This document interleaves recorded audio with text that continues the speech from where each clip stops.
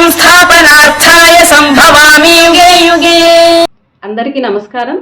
శ్రీ శ్రీ శ్రీ ఆచార్య ప్రబోధానంద యోగీశ్వరుల వారికి, జగద్గురువైన శ్రీకృష్ణ భగవంతునికి నమస్కరించుకుంటూ ఈరోజు త్రైత సిద్ధాంత భగవద్గీతలోని విశ్వరూప సందర్శన యోగము అనే అధ్యాయంలో 5, 6, 7 శ్లోకముల గురించి తెలుసుకుందాం.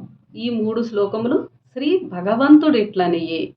అర్జునుడు నీ విశ్వరూపము చూడాలని కోరికగా ఉన్నది అని అడగగా ఇట్లన్నాడు భగవంతుడు, పశ్యమే పార్థ రూపాణి శతశోధ సహస్రశః నానావిధాని దివ్యాని నానావర్ణాకృతీని చ.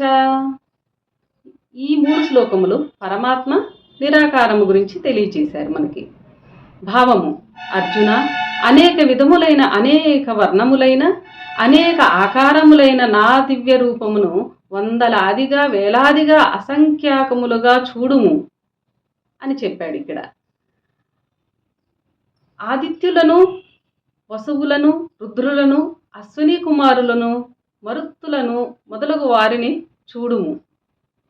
ఎన్నో జన్మల పుణ్యము చేత కనిపించేది ఆశ్చర్యకరమైన ఈ రూపము చూడము. సర్వ జగత్తు మరియు అందలి చరాచర జీవుల సమూహమును ఒకటిగా నా శరీరమందే ఉన్నట్లు చూడగలవు నీవు.